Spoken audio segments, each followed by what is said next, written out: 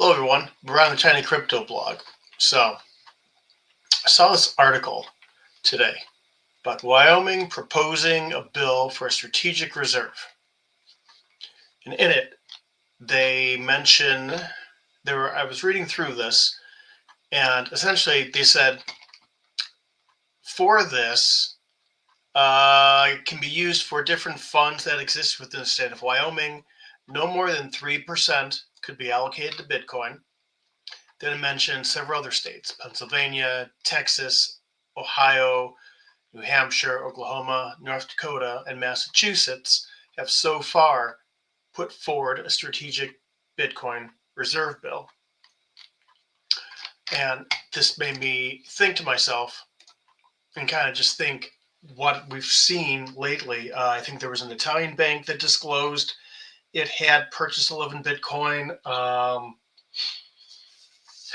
We're seeing a lot more talk of, MicroStrategy. Good Lord, they own what, a full percentage and a half, 2 percentage points of the entire Bitcoin issuance that will ever exist. But we're also seeing more nation states coming into the fore and slowly talking about strategic reserves.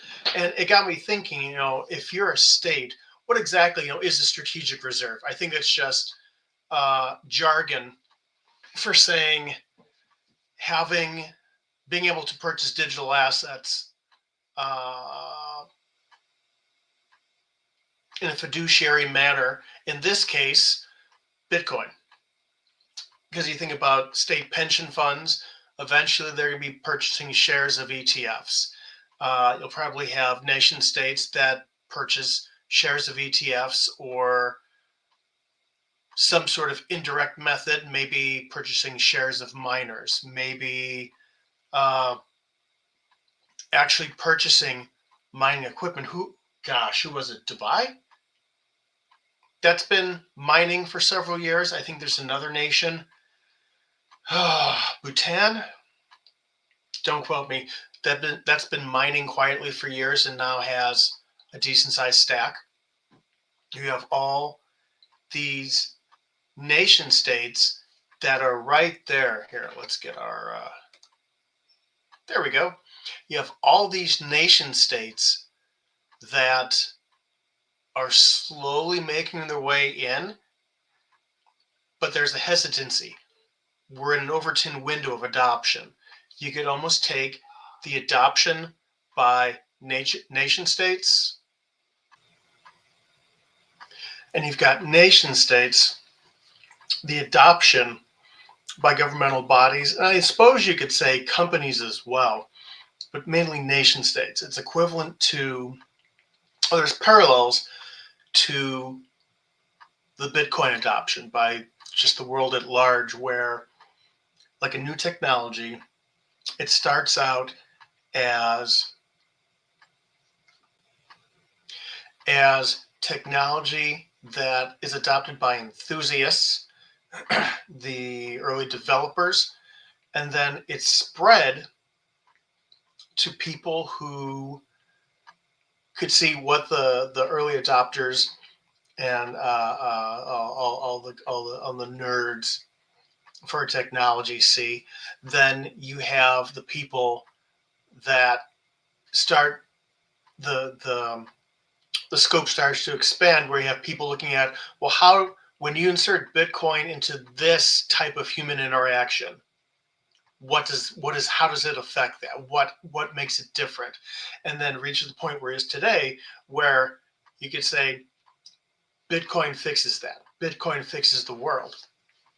And we're at that early stage where the Overton window of comfort and what is perceived for adoption is in its early stages, where you have these US states that want to set up as, are moving forward in an attempt to set up strategic Bitcoin reserves, or at least open the door with legislation to allow for that to happen. And these are all the early adopters, the enthusiasts, the people that understand the technology. And eventually, you're going to see more people, just like from, say, with Bitcoin in 2017, the perception of it going from being this hobby coin, this tulip bubble, this thing that's backed by nothing, come further, closer and closer into mainstream adoption, to the point where with the Bitcoin ETFs in the United States, it's legitimized and it is now a part of mainstream culture. And now it's a question of what drives people to adopt it today, and what will drive people to adopt it, or maybe I should say more appropriately, invest in it to whatever degree, for store value, long-term holdings, someplace to park your money today, and where it'll lead to tomorrow. It's the same thing with these nation states, where in these government entities, where eventually that hesitation is going to give way to the explosion. I'm going to pause the video to try and find something that might explain this. Hold on. Okay, I found it. So let me cue this up here. We want to share this screen. Share this tab instead. So there was a guy who, old 2017 cycle, Crypto Daily.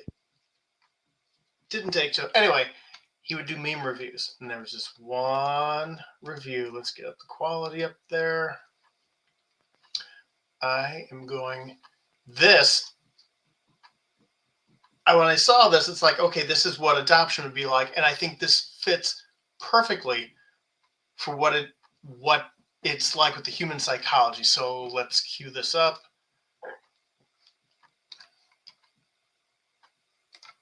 Is an underappreciated form of leadership. The first follower transforms a lone nut into a leader. If the leader is the flint, the first follower is the spark that really makes the fire. Now here's the second follower. This is a turning point. It's proof the first has done well. Now it's not a lone nut and it's not two nuts. 3 is a crowd and a crowd is news. A movement must be public. Make sure outsiders see more than just the leader. Everyone needs to see the followers, because new followers emulate followers, not the leader. Now here come 2 more people, then 3 more immediately. Now we've got momentum. This is the tipping point, and now we have a movement. As more people jump in, it's no longer risky. If they were on the fence before, there's no reason not to join in now. They won't stand out, they won't be ridiculed, and they will be part of the in crowd if they hurry. And over the next minute, you'll see the rest who prefer to stay part of the crowd, because eventually they'd be ridiculed for not joining. And ladies and gentlemen, that is how a movement is made. Tell me that is not exactly what happens and what's going to happen. People don't want to take a risk right now. Oh, we're not going to get into Bitcoin. That's still kind of weird. Oh, we're not going to do that. No. All these other states, we'll let them do their thing. And eventually, it's going to build up momentum, and then it's all going to fall in, and then everyone's going to be doing it. Bitcoin's going to eat the fucking world. It's going to eat the world. It's going to eat the world. So anyway, that's it. That's the video. That's all I needed to say. I was noticing that, and that's what came to mind. Follow Tiny Crypto Blog at all the social media sites, listen to show notes, and with that, we're recording? Good. Be well, everyone. Talk to you soon.